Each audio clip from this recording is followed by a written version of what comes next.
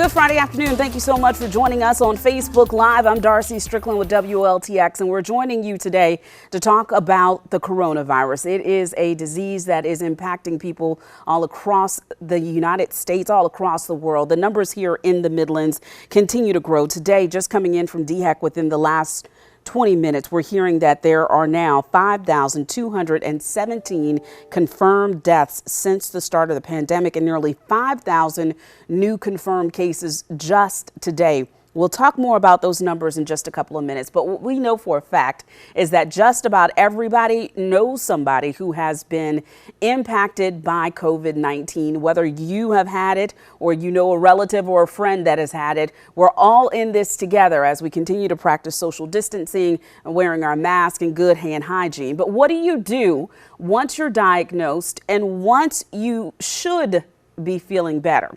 Well, COVID-19 has hit close to home for us here at News 19. Our very own Daniel Bonds has been diagnosed. He is doing much better, but he's joining us on Facebook Live today to talk about what happens after you've been diagnosed with COVID-19. For those of you who don't know his story, let's take a look at it now.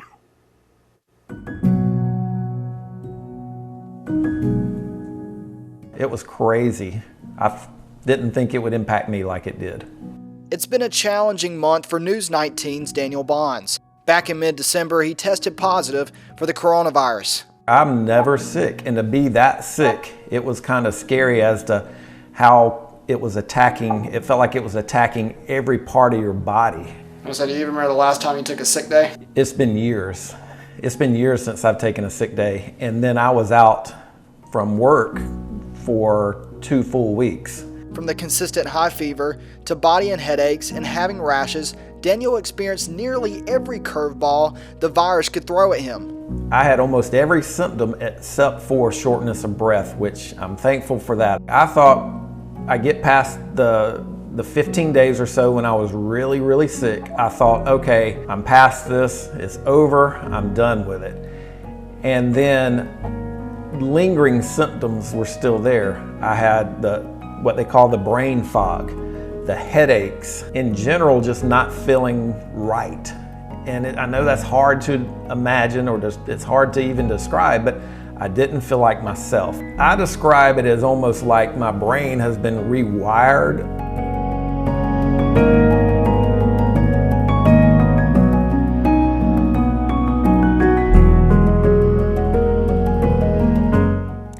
Daniel Bonds joins us now to talk more about his journey. And Dr. Helmut Albrecht with Palmetto Health with Prisma is an infectious disease doctor. He is here as well. Daniel, we'll talk about your journey, but Dr. Albrecht, we want to make sure our viewers know that if they have questions, that you are here to answer those questions. The first question I have for you, and then we're going to jump right back to Daniel. Let's talk about the increasing number of people being diagnosed and how it is impacting the hospital systems.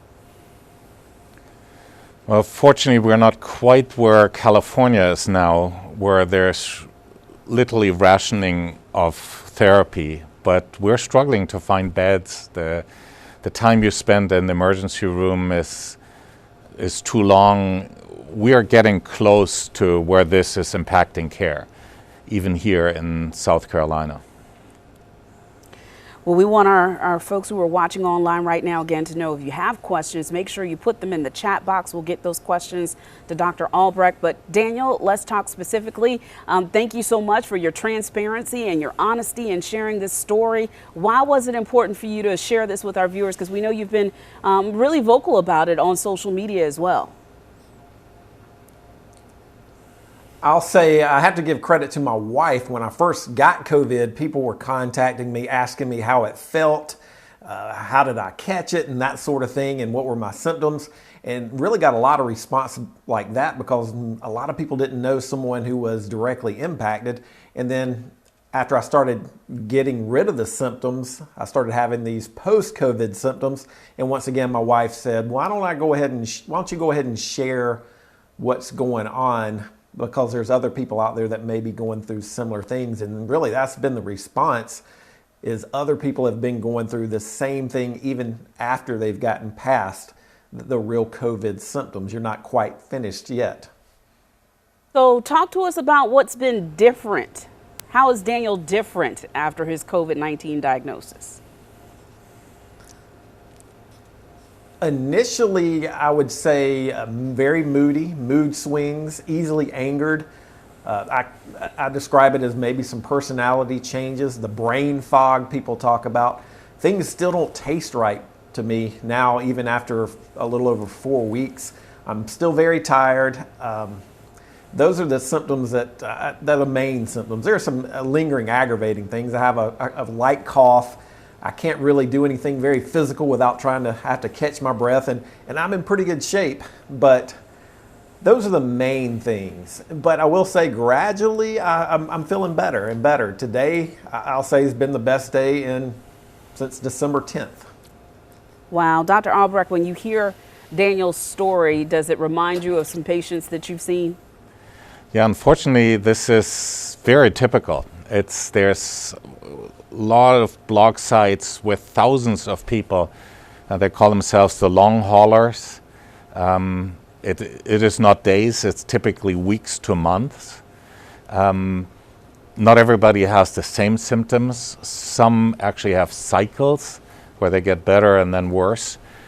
It's not directly the virus, but the lingering inflammation. The body is still cleaning up things. People tend to get better, but it can take a while, especially if you overdo it, especially if you feel that you should be better and trying to run through that wall. You will not. It will take graded exercise, and time, unfortunately, is the cure for this. Well, we know you're not the doctor who treated Daniel, so we do want to make that clear right on up front. But we have some questions already coming in, Dr. Albrecht. Delaney wants to know, how soon can you get infected if you encounter someone with COVID? So typically the incubation period from exposure to developing symptoms is on average 5.2 days. And that's plus minus 2 days is the vast majority of them. Typically, you start spreading the virus a day or two before you develop symptoms. Some people never develop symptoms, as you know, but typically the incubation period is 5 days, and the time to spreading the virus is therefore around 4 days. But some people can do it as early as 2 or 3 days. So that's why this multiplies so quickly, right? Every patient infects on average 2.5, and every 5 days that rolls forward. Allison wants to know, are there personality changes after COVID that are long lasting? And Daniel, you can chime in after Dr. Albrecht answers that question. So the good news is most of these resolve fully, but it can take some time.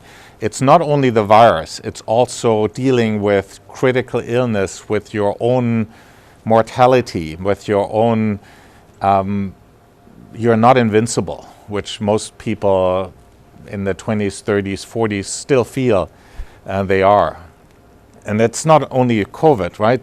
Cancer and a heart attack, a stroke at that age can do the same thing. So that's a psychological extra thing that affects your personality. But all these changes, this brain fog, lifts slowly. It's just slower than people would like it to be. But we expect for most patients, or essentially for all patients, of eventually a full recovery. Daniel, I know you mentioned that you're feeling better today than you have in a very long time.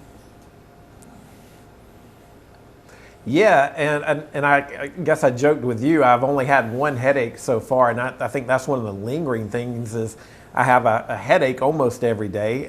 But with that being said, I can take some Tylenol or something, and it usually fixes that. But it's gradual, and with at least now I know how to deal with it a little bit better. When I say I'm easily angered, when I start feeling myself kind of ramping up, I say, all right, I've got to calm myself down, which for people that know me know I'm pretty even killed. I don't get upset, but now I'm learning how to deal with it. But yes, I'm feeling a little bit better every day. That's good to hear, Daniel. That really is. And, you know, we knew behind the scenes here at work what was going on with you. So, again, we can't thank you enough for your transparency and sharing your story, because it's going to empower somebody else to maybe go to their doctor and talk more about these lingering effects. We've had a number of people, Dr. Albrecht, who are asking, can you get COVID twice? That's how they're phrasing it in the